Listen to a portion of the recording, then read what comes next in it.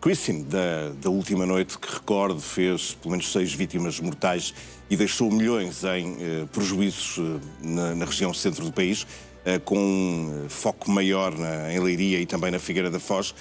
Eu aproveito esta deixa para dar início à conversa com o bastonário da Ordem dos Advogados, que está connosco todas as quartas-feiras no NAU. Boa noite, Dr. João Massano. Boa noite, Pedro. Estamos assim a chegar ao fim de um dia que é difícil de digerir. Tamanha foi esta calamidade. Há muita gente com prejuízos nas suas casas, nos seus negócios, nos seus terrenos, que a esta hora muitos deles podem estar meio desorientados com aquilo que têm de fazer. O que é importante dizer a estas pessoas sinistradas, as que têm e as que não têm seguros?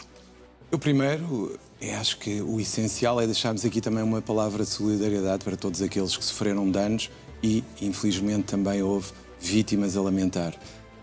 Eu acho que o mais importante agora é fotografar tudo.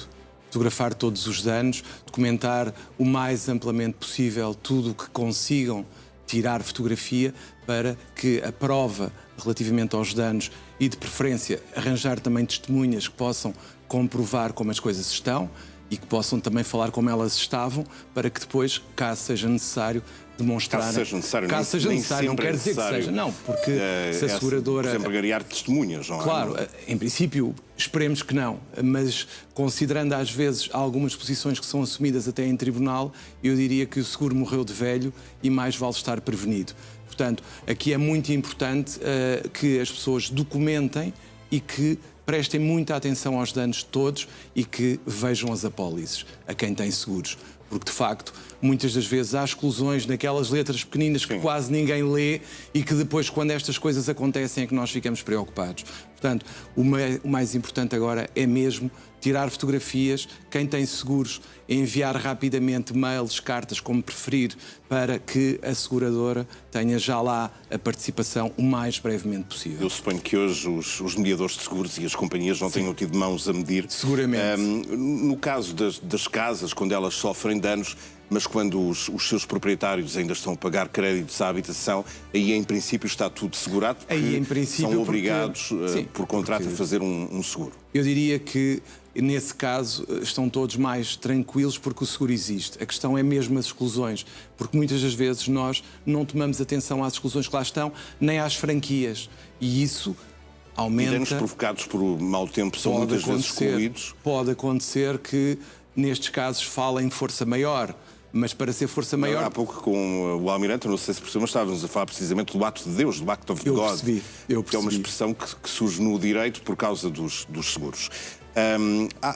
Obviamente, houve incidentes de todo o tipo de espécie na última madrugada, mas eu, por exemplo, se tiver na minha varanda uma mesa e se ela for levada pelo vento até à rua e imaginem embate num automóvel ou numa pessoa, aí já é mais difícil que haja um seguro a cobrir este tipo de danos. Mas eu diria que não, porque em princípio a responsabilidade civil nesses casos está coberta e o seguro terá que fazer o pagamento desses danos que se vierem a verificar. A única coisa que pode alterar aqui é, imagino que o Pedro, que em vez de ter a sua mesa devidamente acondicionada, a tinha assim um bocadinho sem grande cuidado e que podia facilmente cair. Nesse caso, obviamente, pode acontecer que a seguradora procure excluir a sua responsabilidade. Mas eu diria que se o Pedro não tiver sido negligente, eu entenderia que a seguradora teria sempre que pagar esse dano provocado pela mesa ou outra coisa que se encontrasse.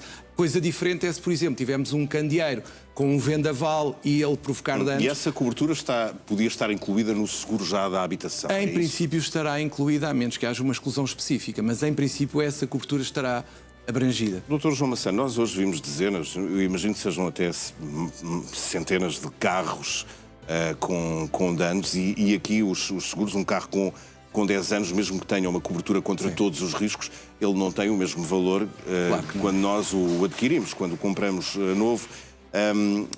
Se essa viatura ficar irremediavelmente perdida, aí o proprietário tem um problema com a seguradora. Aí o proprietário tem essencialmente um problema. Os carros porque vão desvalorizando. Os carros desvalorizam e muitas das vezes o que acontece quando há perda total é que a pessoa até diz o seguinte, que é: ele estava como novo, eu praticamente tinha muito cuidado com ele, estava sempre em garagem, mas depois o que a seguradora vai ver é o valor comercial, o valor de venda daquele veículo e, naturalmente, poderá ter um bónus por o carro estar em boas condições, mas como sabemos, o carro assim que sai do stand perde milhares de euros, muitas vezes. E, portanto, a questão aqui é que as pessoas acham que vão conseguir comprar um carro similar àqueles que acabaram de perder, mas para o fazer, normalmente terão que colocar algum dinheiro, porque o seguro vai sempre pagar abaixo do que custará comprar outro carro igual. Depois há outra questão, cai um poste de eletricidade em cima do meu carro, cai a árvore do vizinho em cima da viatura, e aí a questão pode ser ainda mais complicada, porque seja empresa, seja proprietários, a culpa pode não estar ali logo a ser, no fundo, declarada por cada uma destas pessoas. Aí eu é que iria para o Act of God, quase, como falou há pouco, porque aí nós temos que verificar primeiro, porque imagino que esse poste tinha manutenção deficiente, que tinham falhado as manutenções periódicas. Já era uma situação que, apesar do temporal, da responsabilidade da empresa, poderia do ainda cair do em cima da empresa proprietária, porque depois a empresa proprietária do poste elétrico é que vai ter que demonstrar que tudo estava feito de acordo com o que era obrigatório fazer. As manutenções, as inspeções periódicas, etc., tem que ser tudo documentado para poder excluir a responsabilidade da empresa. E mesmo assim é preciso depois também convencer que aquela tempestade e tudo o que aconteceu, se o poste estivesse em condições impecáveis, ele sofreria o tal dano e cairia em cima da viatura. Esses casos acabam em tribunal. Eu achei curioso estar a dizer na primeira resposta sobre o que é que as pessoas devem fazer no primeiro momento, que é fotografar tudo. Sem dúvida. Depois tentar ter testemunhas para o caso delas serem necessárias e, obviamente, ligar ao mediador de seguros ou à companhia seguradora. Mas eu hoje ouvi o Presidente da Câmara de Sintra tentar, pelo menos, deixar descansados os seus munícipes, dizendo que se as viaturas tivessem sido estacionadas na via pública normalmente, de uma forma cuidada, que as pessoas não tivessem nenhuma questão com isso, que a Câmara provavelmente iria pagar todos os prejuízos. Mas ele alertou para a necessidade de um auto da polícia sobre o incidente. É mesmo necessário? Eu acho que não. Eu acho que não. A questão é se esse auto de polícia... Esse auto podia servir como um comprovativo. Claro, mas repare, esse auto da polícia, a única coisa que vai fazer é termos um documento autêntico de alguém que não viu o dano quando se realizou, que não viu o acidente, que não viu o que aconteceu, mas que chega lá e faz o quê? Faz o mesmo que um telemóvel. Porque muitas das vezes, e isso é uma coisa que algumas câmaras municipais fazem, por exemplo, se o Pedro for numa estrada e de repente está lá um buraco que não era suposto estar e furar um pneu, há câmaras que dizem que só pagam se lhes for apresentado o tal auto da polícia. Mas não é assim, porque se chegar a tribunal e demonstrar, porque tem uma testemunha, porque tirou fotografias, porque consegue inequivocamente demonstrar que aquilo aconteceu por causa daquele buraco, seja quem for, tem que pagar. Portanto, o que se passa é que muitas câmaras, até para dissuadir as pessoas de reclamarem, dizem: não, se não tiver auto polícia, eu não vou fazer o pagamento, mas não é obrigatório. Se me pergunta se é preferível para mim, se estiver em tribunal, ter um auto da polícia, eu acho que sim, mas não é, diria, se ele não existir, não significa que as pessoas não tenham direito a essa reparação. O importante é também as próprias companhias de seguros, nesta altura, e as entidades que se prontificam a pagar prejuízos, que agilizem também o dinheiro para estas pessoas. E há outra coisa que, naturalmente, desculpe, que é, se as pessoas tiverem dúvidas, nada como falar com um advogado para interpretar as cláusulas. Não confiem excessivamente no que a seguradora vos disser, que é o sentido da cláusula. Pode ser muito útil esse aconselhamento jurídico. Vamos falar do debate de ontem, das presidenciais. Sim. Pouco se falou de justiça. Apenas tem essa ideia da nomeação do Procurador-Geral da República. O candidato André Ventura considera que este devia ser escolhido pelos seus pares. Também acha isso ou não? Eu tenho dúvidas sobre isso, tenho muitas dúvidas. Em primeiro lugar, eu fico sempre decepcionado em qualquer debate político. Considera que se fala pouco de justiça? Aliás, ou se fala da corrupção, porque tem que se prender não sei quem, ou tem que se fazer alguma coisa, aumentar as penas, ou então não se fala de nada. E isto é triste, porque quem trabalha na justiça começa a pensar se isto interessa às pessoas ou se é uma coisa que só nos interessa a nós. Mas no caso do debate e no caso do Procurador-Geral da República, o que eu acho que era importante e que nós ainda não tivemos até hoje era perceber o critério que leva à escolha de uma pessoa. Porque eu concordo que, neste caso, até porque é algo que é indicado pelo Governo e depois é o Presidente que tem a palavra final. O que eu gostava era de saber porque é que se escolhe o A e não se escolhe o B. Qual é a orientação política que está por trás disso? Isso devia ser explicado. Isso deveria ser explicado e muitas vezes minuciosa. não é. O que é que gostaria de facto de ter visto abordado no debate de ontem em termos de justiça? O que eu gostaria de ver abordado, e não vou entrar na questão de saber se é do Poder Legislativo e Executivo ou do Presidente, era uma preocupação com aquela justiça das pessoas. Ou seja, os casos, os processos de família, os problemas que existem com a regulação das responsabilidades parentais, como é que podemos melhorar a vida das pessoas e tornar a sua relação com os tribunais mais amigável para que as pessoas não digam eu espero não voltar aqui, que é o que me dizem muitas vezes. Eu espero não encontrar nestas circunstâncias, quase como se fossem um funeral. E isto às vezes eu ouço muito nos clientes, porque aquela ideia que existe que a justiça os trata mal, e eu gostava que houvesse uma preocupação em tornar os tribunais mais amigáveis e muito especialmente a tratar melhor as crianças e as famílias. Eu nunca ouvi esse tema na política, nem sequer nos programas eleitorais dos partidos, mas fica essa sugestão. Para fechar, e a propósito do tema que trouxe a semana passada, a proposta da Ordem para que seja constituída uma espécie de task force de advogados oficiosos que já sejam conhecedores dos mega processos, em que ponto é que isso está? Porque ontem o Ministério fez saber que não está sequer a participar na elaboração de uma medida deste género. O que o Ministério disse foi que não havia uma proposta. Efetivamente, não existe uma proposta porque eu tenho tentado, em contactos informais com o Ministério, ter uma proposta que naturalmente sirva o interesse que eu acho que deve ser. No fundo, aqui, que seja a partida negociada e que haja uma articulação.